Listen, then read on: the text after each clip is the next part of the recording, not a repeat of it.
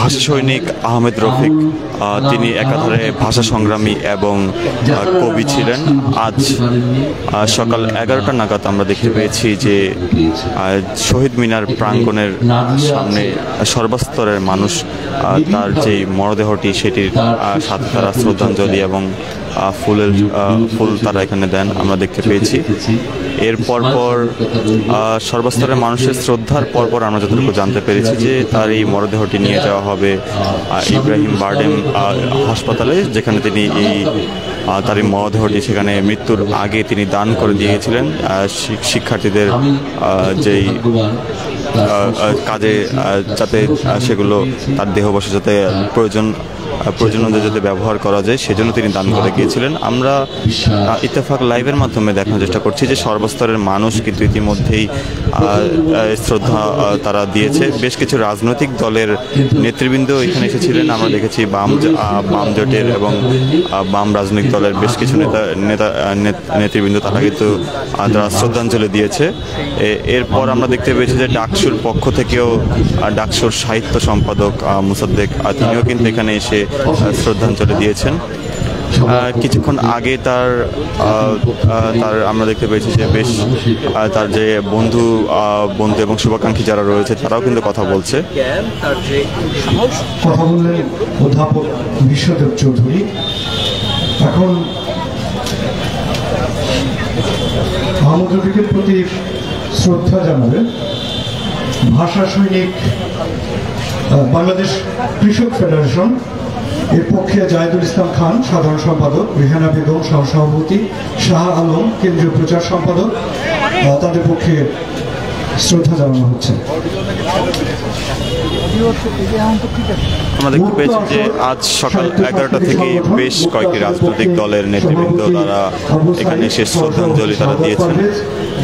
এছাড়া অনেকে ব্যক্তিগতভাবে যারা যারা আহমদ রফিকের সাথে যাদের সম্পর্ক কিছুটা ভালো ছিল, গভীর সম্পর্ক যাদের ছিল, তারাও কিন্তু এখানে এসে শ্রদ্ধা দিয়েছেন। শ্রদ্ধা জানাবে শহীদ বুদ্ধিজীবী স্মৃতি পাঠাগারের পক্ষে, শহীদ বুদ্ধিজীবী স্মৃতি পাঠাগার নাখালপাড়ার পক্ষে ফাহিমা কানিজ লাভা, তিনি সাধারণ সম্পাদক, তার পক্ষে শ্রদ্ধা জানানো হচ্ছে। এরপর শ্রদ্ধা জানাবে সাইদুল হক নিশান, সভাপতি, গণতান্ত্রিক ছাত্র কাউন্সিল। আমরা দেখতে পাচ্ছি যে ব্যক্তিগতভাবে অনেকেই এখানে শ্রদ্ধাঞ্জলি দিচ্ছেন এবং শ্রদ্ধার পরপর তারা কিন্তু এখানে এসে তারা তাদের তার সাথে যে স্মৃতির কথাগুলো রয়েছে সেগুলো কিন্তু তারা এখানে বলছেন। শ্রদ্ধা জানাতে আসছেন গণসংহতি আন্দোলনের প্রধান সমন্বয়কারী জোনায়েদ সাকি, নির্বাহী সমন্বয়কারী আবুল হাসান রুবেল, সম্পাদক মণ্ডলীর সদস্য বাচ্চু ভূঁইয়া। গণসংহতি আন্দোলনের পক্ষ থেকে জোনায়েদ সাকিকে আমরা দেখতে পাচ্ছি, তিনিও কিন্তু এখানে আসছেন শ্রদ্ধা জানাতে। গণসংহতি আন্দোলনের পক্ষে জোনায়েদ সাকি, আবুল হাসান রুবেল, বাচ্চু ভূঁইয়া।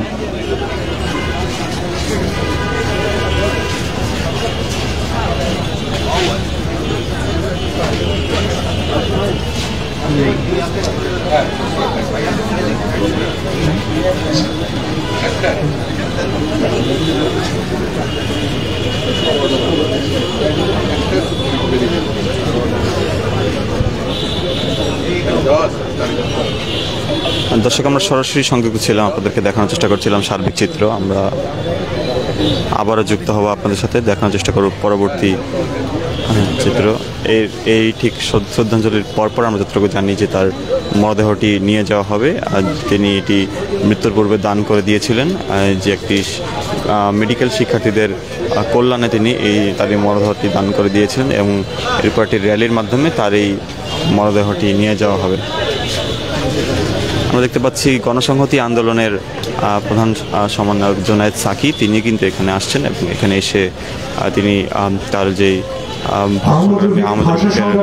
মরদেহের কাছে তিনি কিন্তু রয়েছেন। কথা বলবেন